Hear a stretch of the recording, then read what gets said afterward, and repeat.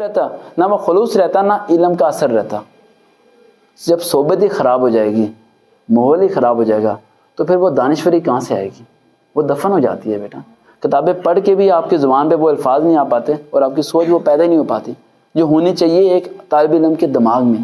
آپ دیکھو پڑھے لکھے ڈاکٹر کیا آپ کو لوٹتے نہیں ہیں؟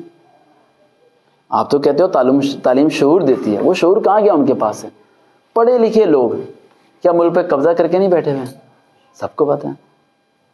ان پڑھ کتنی چوری کرے گا؟ 10 روپے کی مولی آپ کو چلو ایک کم دے دے گا، نیچے ترازو میں تھوڑا سا مقناطیس لگا گا، آپ کو کہ یار یہ سبزی والا بے ایمان ہے۔ اس سبزی والے کی بے ایمانی سے ملک تھوڑی تباہ ہوتا ہے یار، کیسی بات کر رہے ہو؟ اگر تباہ ہوتا یا وہ اس بے ایمانی سے امیر ہوتا تو کل وہ ریڑھی چھوڑ کے کرولا گاڑی میں پھر رہا ہوتا۔ اس نے تو ایسا کچھ نہیں کیا۔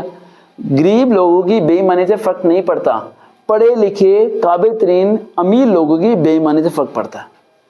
سمجھ آ رہی میری بات؟ جو پڑھے لکھا طبقہ ہے نا، یہ کرپٹ ہے، اور یہ پکڑا نہیں جاتا کیونکہ یہ پڑھا لکھا، اور ان پڑھ پکڑا جاتا ہے کیونکہ سمجھ نہیں ہے۔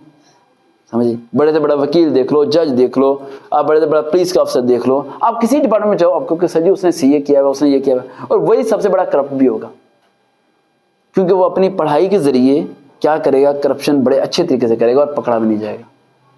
سمجھ آ رہی ہے؟ تو اب ہم چلیں گے ٹیسٹوں کی طرف، دیکھتے ہیں چند سال وقار بھی، دوبارہ ملاقات ہوگی۔ اللہ حافظ۔